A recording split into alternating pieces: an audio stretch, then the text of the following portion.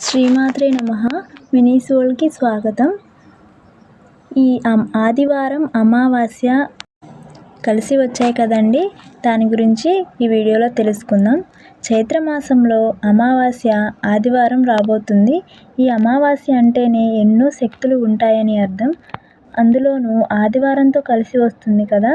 ఈ అమావాస్య ఆదివారంతో వచ్చింది కాబట్టి ఈ రోజున ఎంతో శక్తివంతమైన రోజండి.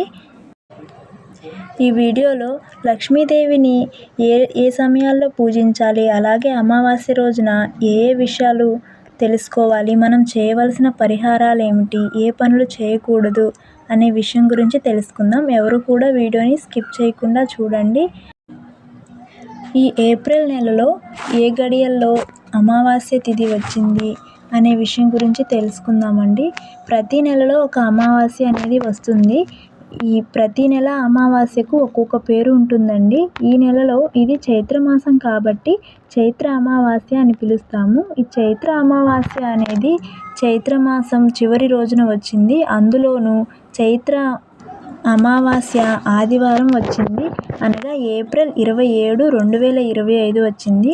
ఇక ఈ అమావాస్య టైమింగ్స్ చూసుకుంటే ఏప్రిల్ 27 అంటే ఆదివారం తెల్లవారుజామున 3:48 నుంచి రాత్రి 1:22 వరకు ఉంటుందండి. అంటే ఆదివారం రోజు మొత్తం కూడా అమావాస్య తిథి అనేది ఉంది. ఈ అమావాస్య రోజున లక్ష్మీదేవిని పూజించడం వలన మనకు ఎన్నో సమస్యల నుంచి పరిష్కారం అనేది దొరుకుతుందండి. అలాగే లక్ష్మీదేవికి అమావాస్య రోజు అంటే చాలా ఇష్టం అని చెప్తారు. ఆ లక్ష్మీదేవిని పౌర్ణమి తిథుల్లో కంటే కూడా అమావాస్య రోజున ఎక్కువ పూజిస్తారనమాట. అలా మనం కూడా పూజించి ఆ దేవి అనుగ్రహాన్ని పొందవచ్చు.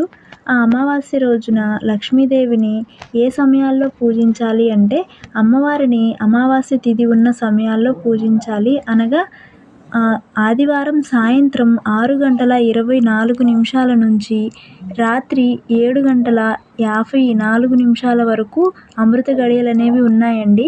ఈ సమయంలో పూజ చేసుకోవడం చాలా మంచిది. అలాగే ఇంకొక విషయం ఏమిటంటే సాయంత్రం వేళలో మాకు పూజ చేసుకోవడం కుదరట్లేదు అనుకునేవారు ఉదయం సమయంలో అంటే 9 లోపు పూజ అనేది కంప్లీట్ చేసుకోండి. ఎప్పుడు కూడా పూజ చేసుకునే సమయంలో మన మనసు అనేది నిర్మలంగా ప్రశాంతంగా ఉంచుకొని మనం ఆ దేవుని వేడుకోవాలండి. ఇకపోతే ఇలాంటి అమావాస్యలు వచ్చినప్పుడు మనం కొన్ని పరిహారాలు అనేవి పాటించాల్సి ఉంటుంది. అలా పాటించడం వలన మన ఇంటిని, మన కుటుంబాన్ని చుట్టుపక్కల నరదృష్టి నుంచి కాపాడుకోవచ్చు. అలాగే ఎలాంటి దుష్టశక్తులు, నెగిటివ్ ఎనర్జీ అనేది మన దగ్గరికి రాకుండా కాపాడుకోవచ్చు అన్నమాట. మామూలుగా అమావాస్యలు అనేవి వస్తూ ఉంటాయి, కానీ ఆదివారంతో కలిసి వచ్చిన అమావాస్య దీనికి కొన్ని జాగ్రత్తలు తీసుకోవాల్సి ఉంటుంది. ఎందుకంటే ఈ రోజున శక్తి తగ్గి దుష్టశక్తుల శక్తి అనేది పెరుగుతుంది అని అంటారు.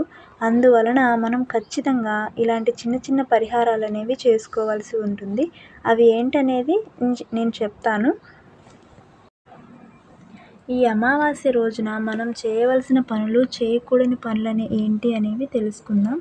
ఈ రోజున చీపుర్లు అనేవి మనం కొనకూడదండి. అలాగే జుట్టు కత్తిరించుకోవడం, గడ్డం చేయించుకోవడం లాంటి పనులు అస్సలు చేయకూడదు. అలాగే చిన్నపిల్లలు కానీ, గర్భిణీ స్త్రీలు కానీ ప్రయాణాలను అంటే ఒక చోటు నుంచి ఇంకొక చోటుకి వెళ్ళడం లాంటివి, అలాంటి పనులు అనేవి అసలు చేయకూడదు, మానుకోవాలి. అలాగే ఈరోజు కొత్త బట్టలు కొనడం లాంటి పనులు కానీ, లేదా కొత్త బట్టలు వేసుకోవడం లాంటివి, బర్త్డేలు ఉన్నవాళ్ళు ఉంటారు కదా, వాళ్ళు ఏం చేస్తారంటే కొత్త బట్టలు తీసుకున్నా సరే ముందు రోజే వాటిని వాష్ చేసి ఈ రోజున వేసుకొని బర్త్డే సెలబ్రేషన్స్ అనేవి ఎక్కువ కాకుండా చేసుకోవచ్చు. అలాగే ఈ అమావాస్య రోజున మన పూర్వీకులను తలుచుకొని పితృదేవతలకు తర్పణాలు విడిచి ఆ సూర్యభగవాన్ని పూజించడం వలన చాలా మంచిది. ఆరోగ్య సమస్యలు అనేవి దరిచేరవు. ఈ రోజున కష్టపడి పనిచేస్తూ విజయాన్ని సాధించాలని అనుకునేవారు చీమలకు బియ్యం పిండితో చక్కెర కలిపి ఆ చీమలకు పెట్టాలండి. ఇలా చేయడం వలన విజయం అనేది కొంచెం త్వరగా చేకూరుతుంది. ఈ రోజున కలబందకు పసుపు పూసి కుంకుమ బొట్లు పెట్టి దానిని మన ఇంటి ముందు సింహద్వారం పైన తలకిందులుగా వేలాడకట్టాలండి. కాకపోతే కలబంద మొక్కని వేర్లతో సహా తీసుకోవాలి. ఆ వేర్లతో సహా తీసుకున్న కలబంద మొక్కని పసుపు కుంకుమ బొట్లు పెట్టేసి మనం చెప్పినట్లుగా వేలాడ తీసుకోవాలి. అలా లేదు అనుకుంటే గుమ్మడికాయ అయినా తీసుకొని దానికి పసుపు పూసి కుంకుమ బొట్లు పెట్టి ఇంటి ముందు గుమ్మం దగ్గర పైన కట్టుకోవాలండి. అలా ఇంకొక పరిహారం కూడా ఉంటుంది. అదేమిటంటే ఒక చిన్న నిమ్మకాయని తీసుకొని దాన్ని 2 బద్దలుగా కోసి ఒక భాగానికి పసుపు, ఇంకొక భాగానికి కుంకుమ అద్ది గడప దగ్గర చెరొక వైపు పెట్టాలండి. ఇలా చేయటం వలన మన ఇంటికి నరదిష్టి తగలదు, అలాగే దుష్టశక్తుల ప్రభావం అనేది ప్రవేశించకుండా ఉంటుంది. ఇలాగే ఇంట్లో కనుక చిన్నపిల్లలు ఉన్నవారైతే సాయంత్రం వేళలో చిన్నపిల్లలకు కాస్త ఉప్పు తీసుకొని మన ఎడమ చేత్తో ఉప్పు తీసుకొని 2 ఎండుమిర్చి వేసి చేతిలో గుప్పెట్లాగా పట్టుకొని పిల్లల్ని ఎదురుగా నించోబెట్టుకొని వారికి దిష్టి అనేది తీసుకోవాలండి. అంటే దిగదుడుపుగా దిష్టి తీసి ఆ చేతిలో ఉన్న ఉప్పు మిరపకాయలను తీసుకుని వెళ్ళి నిప్పుల్లో వేసేయాలి. ఇలా చేయడం వలన పిల్లలపై ఉన్న దిష్టి అనేది పోతుంది. ఈ రోజున చనిపోయిన వారికి పితృతర్పణాలు వదలటం, పూజించడం చేస్తే మనకు ఉన్న పితృదోషాలన్నీ తొలగిపోతాయి.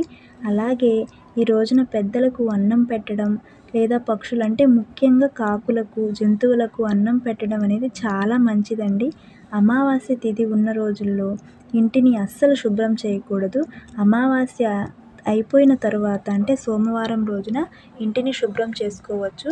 ఈ సోమవారం రోజు ఇంటిని శుభ్రం చేసేటప్పుడు ఆ నీళ్ళల్లో ఒక చిటికెడు ఉప్పు వేసుకొని కనుక మనం ఇంటిని శుభ్రం చేసుకుంటే మన ఇంట్లో ఉన్న నెగిటివ్ ఎనర్జీ మొత్తం కూడా పోతుందండి. ఇలా చేయడం చాలా మంచిది. ఎందుకంటే ఉప్పుని లక్ష్మీదేవి స్వరూపంగా భావిస్తాం కాబట్టి ఆ లక్ష్మీదేవిని మనం ఇంటిలోనికి ఆహ్వానిస్తున్నట్లుగా కూడా చెప్పుకుంటారు. ఈ వీడియో కనుక మీకు నచ్చినట్లయితే ఒక లైక్ చేయండి. ఇలాంటి మరిన్ని విషయాల కోసం మన ఛానల్ని సబ్స్క్రైబ్ చేసుకోండి. Thank you for watching. శ్రీమాత్రే నమః.